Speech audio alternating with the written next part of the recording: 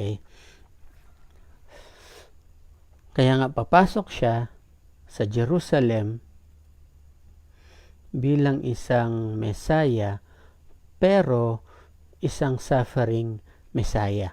Papasok siya at mga ilang araw na lang mula ito, kasi ang triumphal entry, ito po ay linggo, yung paglilinis ng templo ay Lunes, kinabukasan ng linggo ay Lunes, and then hanggang Biyernes siya po ay ipapako sa krus.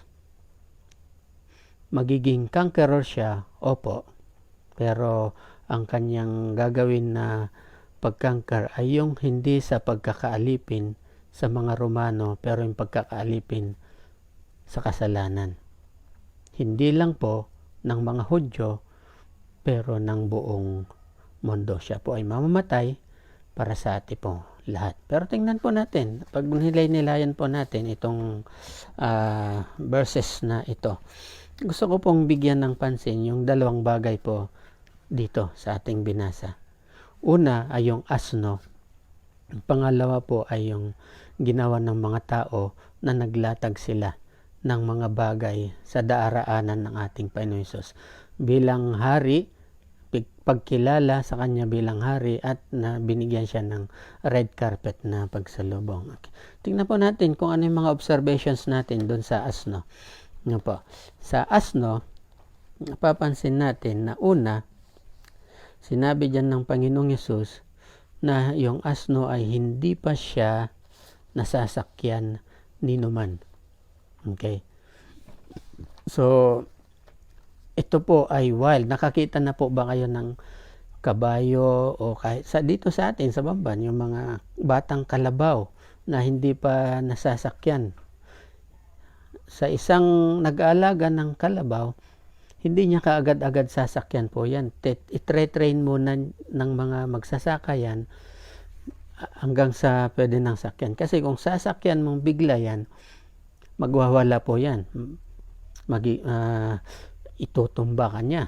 Lalong-lalo na po yung mga kabayo. Kung nakikita nyo po siguro yung mga tinatawag nating mga rodeo, no po, yung mga cowboy na tinetrain nila yung mga kabayo.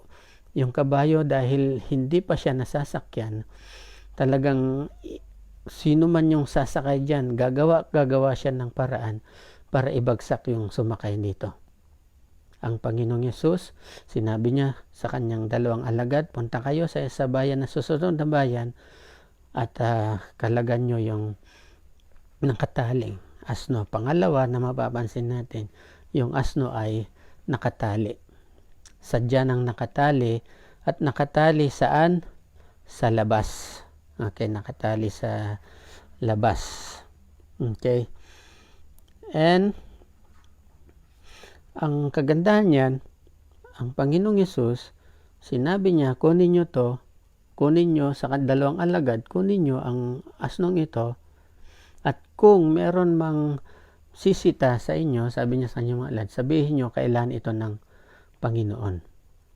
Dito pa lang po ay makikita na natin yung foreknowledge ng ating Panginoong Hesus, na alam niya eksakto kung saang bayan at eksakto kung anong nangyari doon sa asno. Nakatali sa labas ng pinto.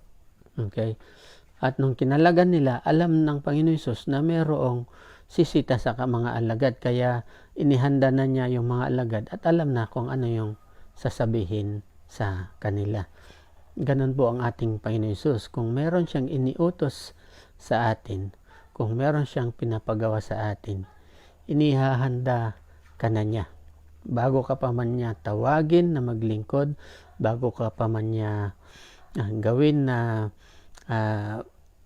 gagamitin niya para sa ebanghelyo o para sa kaikalalalhati, para sa ikalalaganap ng mabuting balita, ay inihahanda ka na niya sa maraming paraan. Ikaw na nakikinig na, hindi ko po alam kung anong bahagi ngayon ang ginagampanan mo sa loob ng iyong iglesia, ng inyong fellowship. Pero sigurado ako kung ano man yung ginagawa mong yan ay bilang paghahanda sa mas malaki pang gawain na ipagkakatiwala sa iyo. Yan. Balikan natin yung asno. Pansin po natin, pag sinabi pong hindi pa nasasakyan ng kahit ano, ibig sabihin hindi pa siya trained, untamed. Ito ay wild. Kung ikukumpara natin ito sa tao, ito yung mga tao na ginagawa nila kung ano yung gusto nilang gawin. Okay? Matigas ang ulo pagdating sa mga bagay patungkol sa salita ng Diyos. Rebellious pagdating sa Diyos.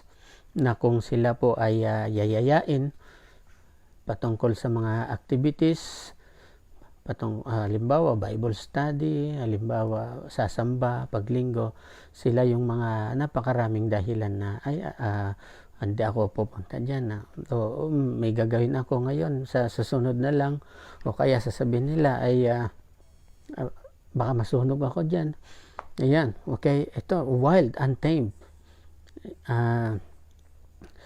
matigas ang ulo at may sariling landas, may sariling pasya, hindi nakasakop sa ating Panginoong Hesus. At pansinin po rin natin na yung asno na ito nakatali.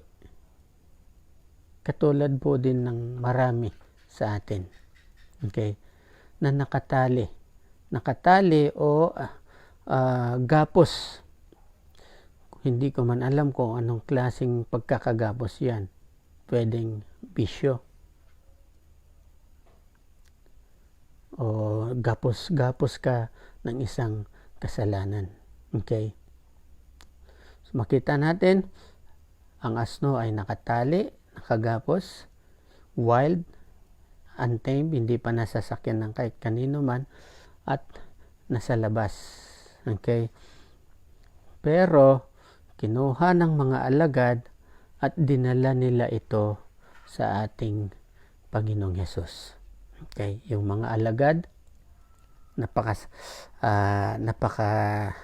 isang malaking pasasalamat kung ikaw ito. Isa kang alagad kung ang puso mo ay dalhin ang napakaraming kaluluwa sa ating Panginoong Hesus.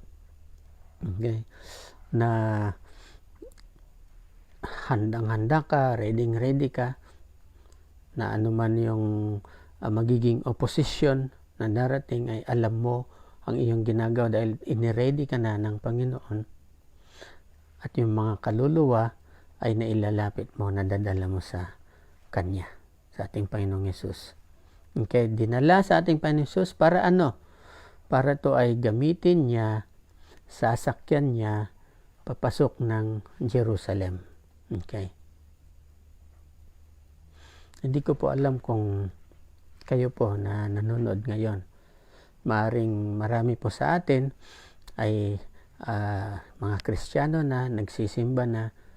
Praise the Lord, pagpatuloy po natin yan.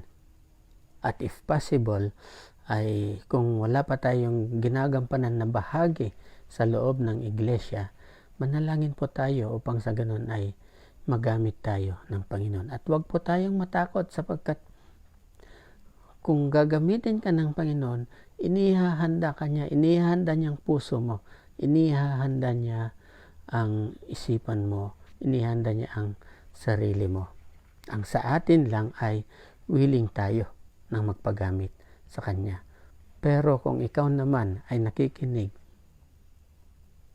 hindi ka pa nagdidesisyon na sasamba, may mga nagyayaya sa'yo, at palagi kang humihindi, may mga pumupunta sa iyo na mga manggagawa, pwedeng si pastor, ay tinataguan mo.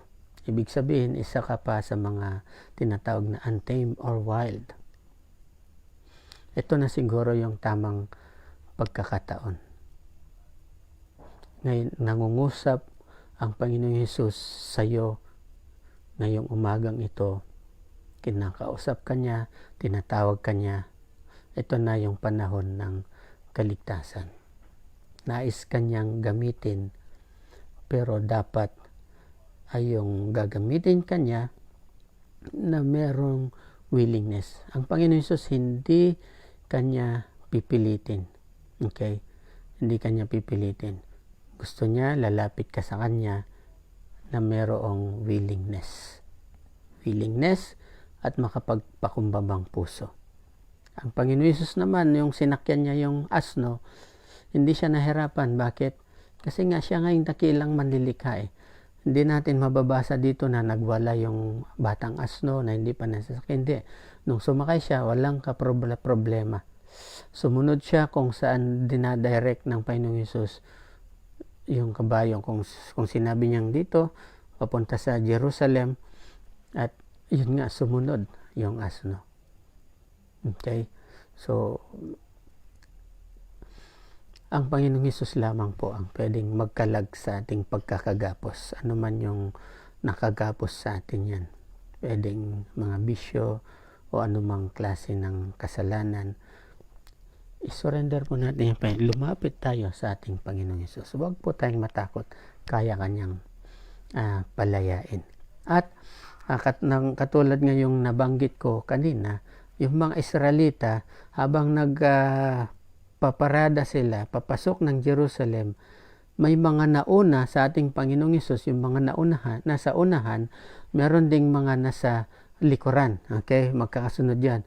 Of course, meron din sa mga gilid, mga nakatayo sa gilid na nanonood doon sa nangyayaring prosesyon o sa nangyayaring parada. At sumisigaw sila ng Hosana. Ano po yung ibig sabihin ng Hosana? Iligtas mo kami. Bakit? Dahil sa naniniwala sila na ang Panginoong Hesus ay isang hari, pero ang kaibahan lang ay sumisigaw sila ngayon para ang nasa isipan nila ay iligtas sila sa pangalipin o sa pananakop ng mga Romano. Pero nung mga ilang araw na mula ngayon, okay, linggo itong triumphal entry, tapos Lunes, Martes, later on, itong mga taong ito din, sisigaw sa ating Panginoon Hesus, sabi nila, ipako yan. Okay, bakit? Dahil iba nga yung kanilang expectation. Ano bang ini-expect mo sa ating Panginoon Hesus? Dahil ba sa sinasabi ng iba, siya ay tao lang? Tama po, siya po ay tao. Okay, sinasabi po sa Biblia, siya ay tao. Siya ay nagutom, siya ay nauhaw, siya ay nakaranas ng pagod, nakatulog. Kahit nga sa bangka na merong bagyo, tulog na tulog po siya dahil siya po ay tao. Pero meron tayong nakalimutan na kalahating bahagi. Yung kanyang pagiging tao ay kalahati lang po ng kanyang personalidad. Sapagkat ang sinasabi sa Biblia, si Jesus ay Diyos na nagkatawang tao. Yun po ang katotohanan.